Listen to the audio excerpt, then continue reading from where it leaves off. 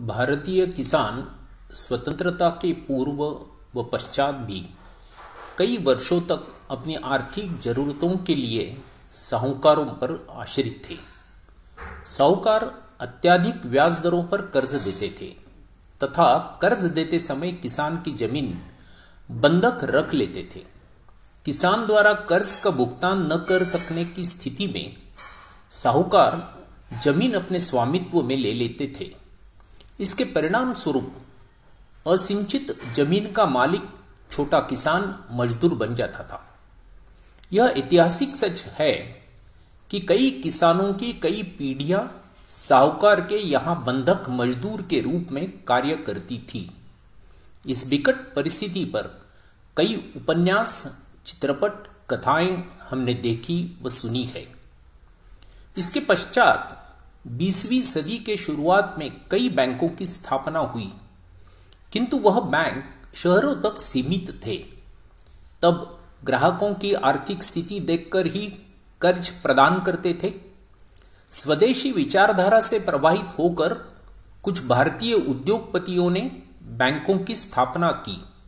इसके अंतर्गत टाटा ने सेंट्रल बैंक, बिरला ने यूनाइटेड कमर्शियल बैंक शुरू की, किंतु यह बैंक किसानों तक पहुंचने में असमर्थ रहे।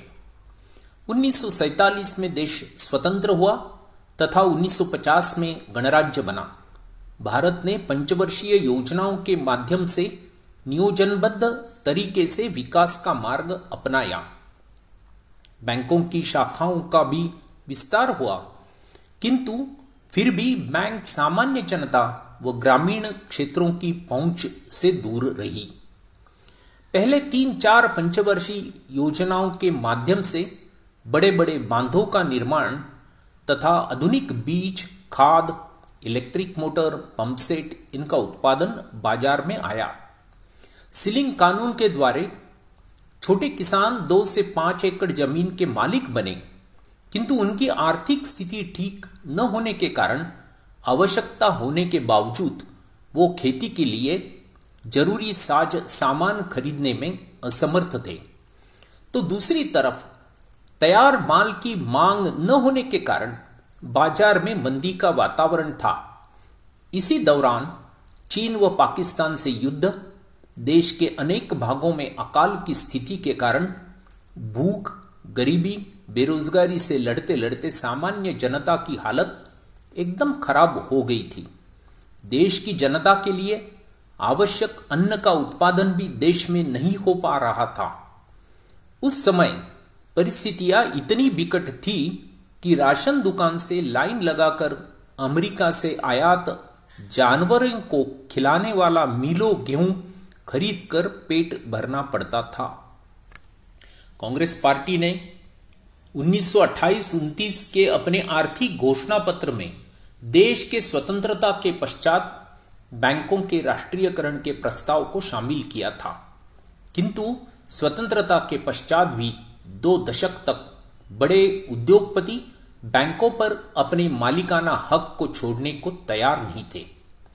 उस दौरान देश के वाम पक्ष, प्रगतिशील पक्ष, कर्मचारी संगठन, कांग्रेस पार्टी के अंतर्गत युवा तुर्क बैंकों के राष्ट्रीयकरण की मांग जोर शोर से उठा रहे थे। इसके अंतर्गत all India bank employees association एक प्रमुख संस्था थी। अंततः 19 जुलाई 1969 को तत्कालीन प्रधानमंत्री श्रीमती इंदिरा गांधी ने 14 बड़े निजी बैंकों के राष्ट्रीयकरण करने का नीतिगत फैसला लिया। उस समय ग्रामीण क्षेत्रों में बैंकों की शाखाएं 1833, तो कृषि कर्ज सिर्फ 2% था। आज ग्रामीण क्षेत्रों में शाखा विस्तार 52,320, तो कृषि कर्ज 18% तक पहुंच गया है।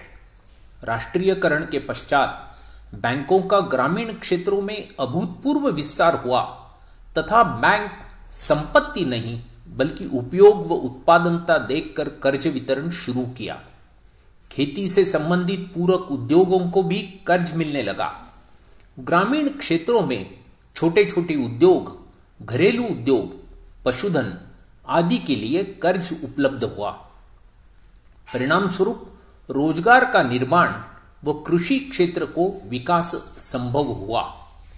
बैंकों के राष्ट्रीयकरण के कारण ही देश में हरित क्रांति, दुग्ध क्रांति सफल हुई व देश अन्न धान्य के उत्पादन में भी आत्मनिर्भर बना तथा सामान्य जनता भी देश के विकास में सहभागी हो सकी। राष्ट्रीयकरण के पूर्व जनता ग्रामीण क्षेत्रों में बैंकिंग सेवाओं के अभाव में अपनी बचत पेटी में या गद्दे के नीचे रखती थी। यह अनुत्पादन रकम बचत के माध्यम से बैंकों को उपलब्ध हुई तथा उसका उपयोग उत्पादक कार्य के रूप में कर्ज प्रदान करने में होने लगा।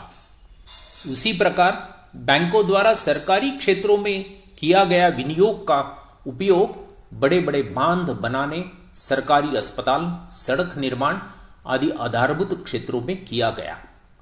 आज सरकार देश के विकास में उपयोगी राष्ट्रीयकृत बैंकों का निजीकरण करने का प्रयास कर रही है तथा विकास के चक्के को उल्टी दिशा में ले जाने का घोर अपराध करने जा रही है।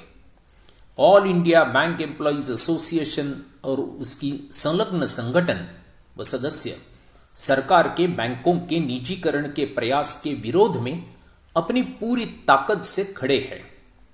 हम इस देश के भूमिपुत्र सभी इंसान भाइयों तथा सर्वसामान्य जनता से विनम्र अनुरोध करते हैं कि संगठन द्वारा शुरू किए गए सरकार के बैंकों के निजीकरण के प्रयास के विरुद्ध लड़ाई में सक्रिय सहभाग ले व हमारा साथ दे। आइए आप और हम संयुक्त रूप से सरकार के बैंकों के निजीकरण के प्रयास व नीतियों का विरोध करें व रोके। इसमें ही किसान के हितों का रक्षण तथा उनके विकास का मार्ग खुलेगा।